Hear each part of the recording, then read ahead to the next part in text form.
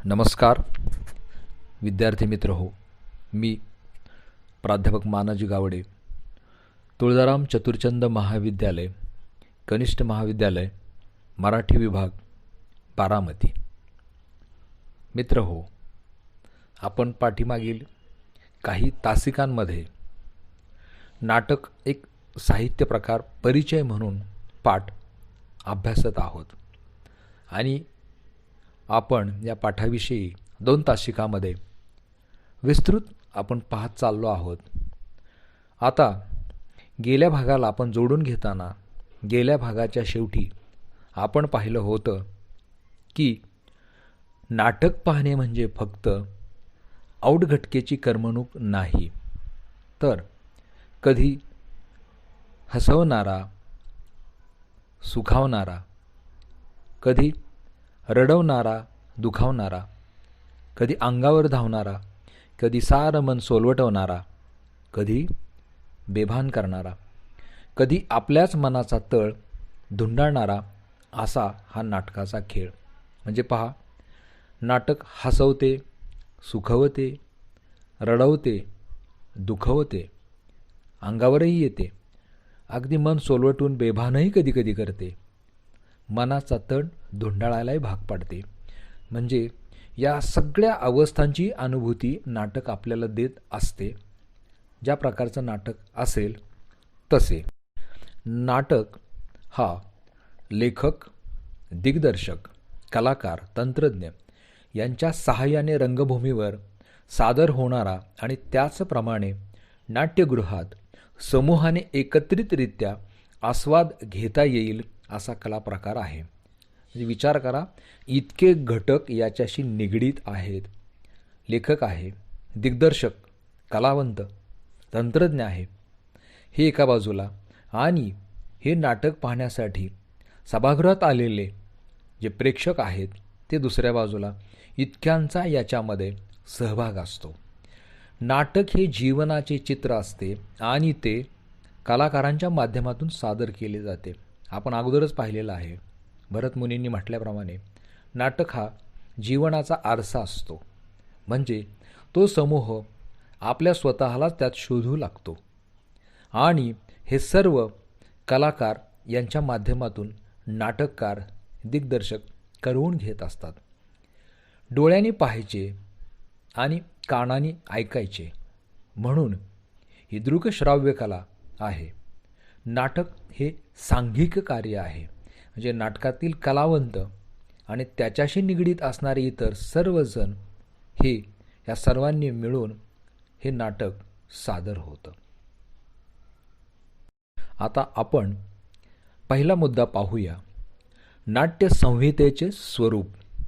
आता बघा, नाट्य संहिता आणि तिचे स्वरूप. मूळ शब्द आहे संहिता, इथं आला आहे नाट्य संहिता, आणि आपल्याला पाहायचं तिचं स्वरूप. तर शब्दकोशामध्ये संहिता म्हणजे वेदांचा सारग्रंथ रूप भाग किंवा शास्त्रविषयक प्रतिपादक करणारा असा मूल ग्रंथ. तर इथं नाट्य संहिता म्हणजे नाटकाचा लिखित मूळ भाग, त्याला म्हणायचं नाट्य संहितेचे स्वरूप. ही नाटकात अत्यंत महत्त्वाची असते. नाट्य संहिता जितकी परिपूर्ण आणि दर्जेदार असेल तितकेच नाटकाचे यश खात्रीलायक. बघा, ती जास्तीत जास्त परिपूर्णतेकडे जाणारी असायला हवी. जास्तीत जास्त म्हणजे लक्षात घ्या, असं नाही की अमुक एक नाटकाची संहिता 100% परिपूर्ण आहे, नाही. परंतु जितकी ती परिपूर्णतेकडे जाईल आणि जितकी ती उत्तम दर्जाची असेल तेवढं ते नाटक यशस्वी होणारच. शब्द आणि कथानक जितके सशक्त, आता पहा, कथा जितकी ताकदवान असेल आणि तेवढ्याच ताकदीचे शब्द जर येतील तिथं तर ते आणखी ताकदीचं होतं. तितकं नाटक उंचीवर जाणारच, हे निश्चित. एक कथाबीज घेऊन नाटककार त्याच्या भोवती घटना आणि पात्र याची गुंफण करतो. म्हणजे मूळ नाटकाचे कथाबीज, मग त्यातल्या येणाऱ्या घटना आणि त्याच्याशी निगडीत असणारी पात्र ही नाटककार एकत्र करतो. कथानकात नाटककार वैशिष्ट्यपूर्ण रचना करून नाटक आणखी रंगतदार करतो. यासाठी कथानक दमदार तर असावेच लागते. समाजातील विविध स्तरातील लोकांना जिव्हाळ्याचे वाटणारे विषय नाटककार मांडतो. म्हणजे समाजाशी निगडीत असणारेच विषय नाटककार आपल्या नाटकाचे कथाबीज म्हणून तो सादर करतो. सामाजिक स्थितीचे यथार्थ आणि रसपूर्ण दर्शन. बघा, समाज स्थिती यथार्थ म्हणजे परिपूर्ण आणि रसपूर्ण, त्यात रस वाटावं असं दर्शन तो आपल्या नाट्यरूपातून घडवतो. हे खरं तर नाटकाचं ध्येयच असतं. अशा स्थितीत दर्शन घडवताना माणसांच्या मनोव्यापाराची दखल घेणे क्रमप्राप्त ठरते. पहा, महत्त्वाचा मुद्दा आहे हा की माणसाच्या मनामध्ये अनेक प्रकारचे विचार येतात, त्यानुसार त्याच्या भावभावना तयार होतात आणि म्हणून तो शब्द म्हटलेला आहे की मनोव्यापार.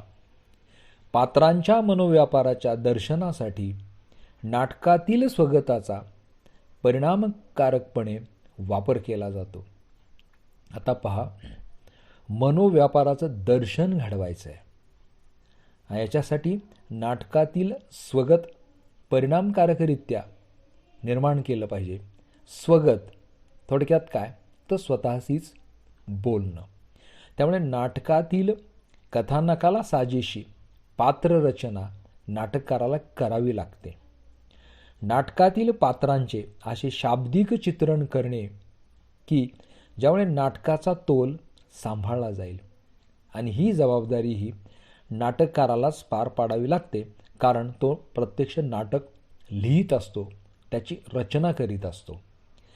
कथानकातील आशयात संघर्षाशिवाय रंगत येत नाही. आपण नेहमी पाहतो जीवनात की माणसाला संघर्ष करावाच लागतो आणि संघर्ष करीत असताना तो आपल्याला नकोसा वाटतो. म्हणून असं म्हणतात हिंदीत की अतीत की स्मृतियाँ होती है कटू मगर लगती है अच्छी. म्हणजे भूतकाळातील आपला संघर्ष त्रासदायक वाटतो, परंतु तो घडून गेल्यानंतर आणि त्यातून बाहेर पडल्यानंतर तोही कडवट असला तरी तो अनुभव चांगला वाटू लागतो. आणि संघर्षाशिवाय नाटक तर रंगत नाही. परस्पर विरोधी स्वभावांतून म्हणजे बघा, संघर्षाला काय कारणीभूत होतात तर टोकाचे वेगवेगळे स्वभाव. कृती म्हणजे माणसाचं वर्तन आणि भावभावनांच्या तणावातून. म्हणजे माणसाने माणसाशी एकमेकाशी वागताना ज्या भावनिकतेला सामोरं जावं लागतं, ज्या आंदोलनं भावनिक होतात, त्या तणावातूनच खरं तर संघर्ष निर्माण होऊ शकतो.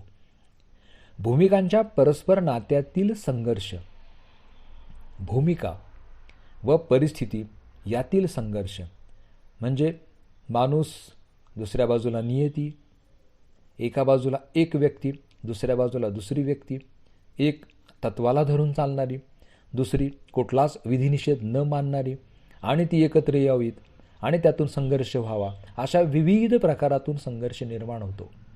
भूमिका आणि परिस्थिती यातील संघर्ष, यामुळे नाटक परिणामकारकपणे वठते म्हणजे तयार होते. नाटकातील सर्वात महत्त्वाचा घटक म्हणजे संवाद. म्हणजे पात्र एकमेकाशी जे बोलतात तो संवाद. कसा असावा तो तर खटकेबाज, चुरचुरीत, नर्मविनोदी संवाद नाटकाची रंगत वाढवतात. खटकेबाज म्हणजे तो असा चढत्या क्रमाने वाद प्रतिवाद किंवा अगदी उत्तर प्रत्युत्तर. चुरचुरीत म्हणजे ऐकायला छान वाटावा आणि केवळ वृक्ष नाही विनोद, परंतु नर्म म्हणजे अगदी साधासुधा विनोद, परंतु तो आनंद देऊन जाणारा. या गोष्टी जर असतील तर नाटक रंगते. नाट्य विषयाला साजेसे संवाद म्हणजे नाटकाचा विषय तो सामाजिक आहे, ऐतिहासिक आहे की पौराणिक आहे की अन्य कुठल्या प्रकारचा आहे, त्याच प्रकारचे संवाद जर ऐतिहासिक असेल तर त्या काळातली भाषा, त्या काळातले रीतिरिवाज, जर ते आधुनिक असेल तर आजच्या परिस्थितीला जे साजून दिसेल तेच तिथं जर असेल तर त्यातील आशय योग्य पद्धतीने प्रेक्षकांपर्यंत ते पोहोचवतात. आता संवाद लेखन झालं, परंतु संवाद फेकीमुळे नाटकाचा बाज प्रेक्षकांना कळतो. पुन्हा ते संवाद नाटकातील पात्रांच्या तोंडून कसे बाहेर पडतात. मग संवाद, रंगसूचना व स्वगत या त्रयींनी नाट्यसंहिता तयार होते. कथानकातील प्रसंग बदल, दृश्य बदल, बदललेला काळ इत्यादी संबंधीची सूचना नाटककार कंसातील रंगसूचनांमधून देतो. त्यामुळे कथानकाचे अस्पष्ट दुवे जोडले जाऊन संदर्भ स्पष्ट होतात. कारण ते तसं नाही केलं तर नाटक खूप लांबलचक होईल आणि दिलेल्या अवधीत ते सादर करणं अशक्य होईल. म्हणून काही सूचकता दाखवावी लागते. कथानकाचा प्रवाह सहजतेने पुढे जात राहतो. आशयाला साजेशी भाषाशैली संपूर्ण नाट्यकृतीला उठाव देते. म्हणजे आशय ज्या प्रकारचा असेल त्याला योग्य अशी भाषाशैली वापरली पाहिजे. त्यातील भाषिक सौंदर्य एकूण नाटकाला एक उंची देते. आणि पुन्हा आपण म्हटलं तर ललित म्हणजे लालित्य, लावण्य, सौंदर्य, इथं भाषिक सौंदर्यही तितकंच महत्त्वाचं आहे. आता इथं पुढचा मुद्दा आहे नाटक या साहित्य प्रकाराचे वेगळेपण. अगदी सुरुवातीला आपण चर्चा केली होती की साहित्याचे अनेक प्रकार आहेत आणि त्यातील एक म्हणजे नाटक. मानवाने मनोरंजनासाठी, आत्मिक समाधानासाठी ललित कलांचे विश्व निर्माण केले. आता ललित कला हे म्हणजे काय आपण पहिल्या भागामध्ये त्याविषयी विस्तृत पाहिलेलं आहे. ज्या समाजात नाटक हा साहित्य प्रकार उदयास आला त्या समाजात राहणाऱ्या लोकांच्या भावभावना नाटकातून प्रकट झाल्या. कारण तो समाजस्थितीचा आरसाच आहे. त्यामुळे नाटक हा साहित्य प्रकार विषयांच्या दृष्टीने समृद्ध होत गेला. म्हणजे समाजातील वेगवेगळ्या विश्वातील वेगवेगळे विषय किंवा मानवाशी निगडीत जे जे विषय असतील ते नाटकांमधून सादर झाले. ज्ञान आणि मनोरंजन याबरोबरच प्रेक्षक स्वतःच्या अनुभवांचे नाटकात घडणाऱ्या प्रसंगाशी नाते जोडत असतो. त्यामुळे त्याला ते आपले वाटते. आता बघा, मूळ एक आहे की ज्ञान म्हणजे काहीतरी सांगणं आणि ते सांगत असताना मनोरंजनाच्या माध्यमातून सांगणं. कारण केवळ ज्ञान द्यायचा प्रयत्न केला तर तेही स्वीकारलं जाणार नाही आणि केवळ मनोरंजनच केलं तर त्यातून प्रेक्षकांना काही मिळणार नाही.